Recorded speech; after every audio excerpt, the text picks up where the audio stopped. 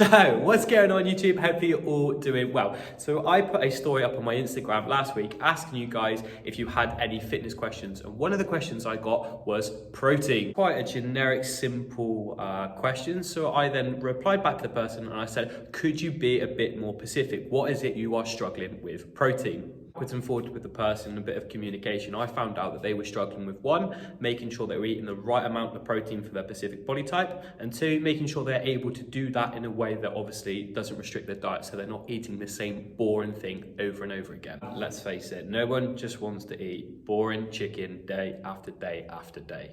And let's face it, part of your shopping bill, the most expensive bit is actually the protein. Here's a few ideas for quick, easy protein sources that you can eat and also will help you hit your protein goals.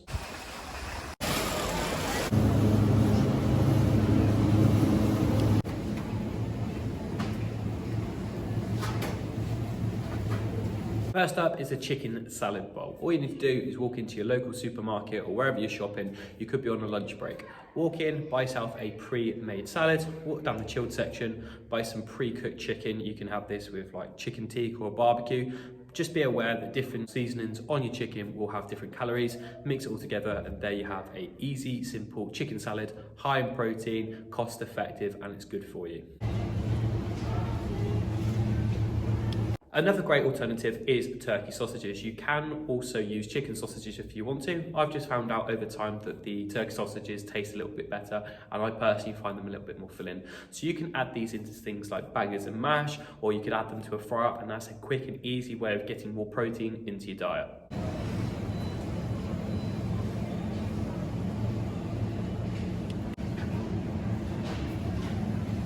One of my personal favourites is protein yogurts. Let's face it, just open up a yogurt, eating it. One, it's satisfying, and two, it's super easy, don't have to do any washing up. So there are other brands. I like to use the Nestle brand just because I find that they taste nicer, and obviously I like to buy the chocolate ones, got little chunks of chocolate, they go down a treat. You can also use the fire stuff or fudge stuff, depends on how you pronounce it, but as a great alternative to add. So you can add that into your breakfast with maybe some granola, with some fruit, or just turn it into like a protein ice cream.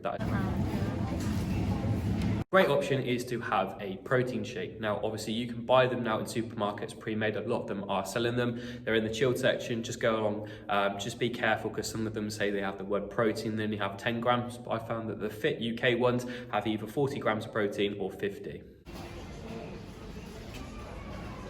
Now, I've put bagels up there for a couple of things. One, they're super easy. Who doesn't love a bagel, let's be honest. If you're having scrambled egg in the morning or whatever, and you want to bulk up some extra protein, having a bagel will help you. Yes, the bagel is predominantly a carbohydrate, but bagels are quite high in protein. I'm going to change supermarkets and move over to Aldi and explain some of their products.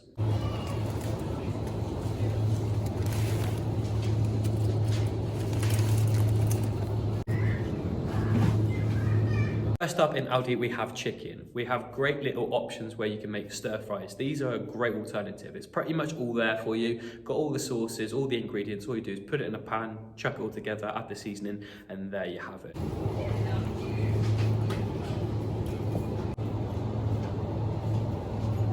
You can also go old school and buy a big packet of chicken. That is awesome. Chicken is super high in protein. It's a super lean protein source. Please be aware that different cuts of meat will have different calories. So a breast for a chicken is very lean and high protein, whereas a chicken thigh is slightly more fattier and has less protein.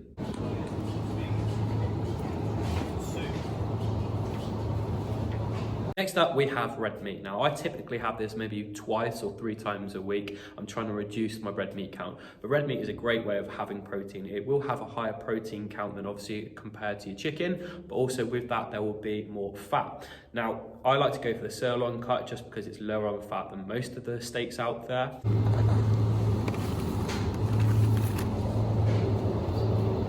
A lot better because obviously you can get the 5% or the 3% mince if you want to. If you're not tracking your calories as much, you can go for the full fat stuff, but mince is super easier to obviously weigh out. You can be a little bit more accurate with it. Obviously with a steak, you've just got the whole steak, whereas mince you can be specific, and also with the mince you can turn that into burgers, or you can buy pre-made burgers. They're a great alternative for obviously adding more protein into your diet. I'm going to talk about fish. Some of you might not like fish, some of you are like, no, don't want to eat that fish, but fish have to be a little bit more careful but it's slightly less protein than most things. If you look at something like cod is quite high in protein and low in fat, whereas if you were to look at something like salmon is quite high in fat just because of the type of fish. My personal fish options is prawns. I know a lot of you might not like prawns, but prawns are amazing, okay? It's literally just simple, straight up, just protein. Like, there's nothing else to it. There's no carbs, there's no fat. Well, I shouldn't say no fat, no carbs. It's a very low amount, but it's literally just solid protein. You can just add prawns into either a curry or a salad, or there's lots of different options, and that's a great alternative to add to a meal to boost your protein content. Now, next up, I know there might be a few people that don't like fish. Don't worry, guys, got you covered. Tuna steaks are brilliant. Years ago, I really didn't like fish, okay? And I was trying to find ways of obviously upping my protein, and I come across tuna steaks. One, they do not taste like fish whatsoever. It just tastes kind of like a steak. And two, they're super cheap. If you go to Aldi and buy them frozen, you can get a big bag of like 4 of them. It's only like a couple of quid.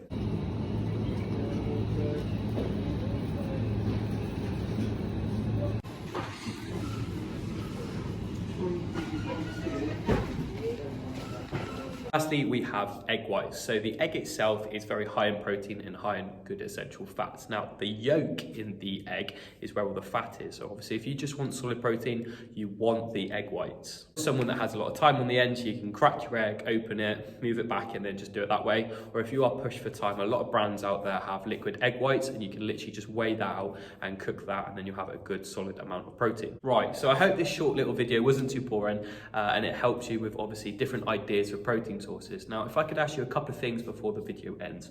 One, like the YouTube video, that will help with the algorithm kind of thing and help this video get shared out to people.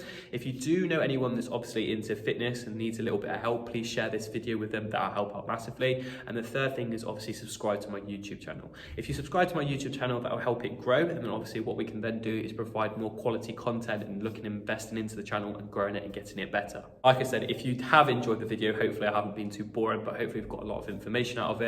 Like the channel, subscribe, and I'll catch you in the next one.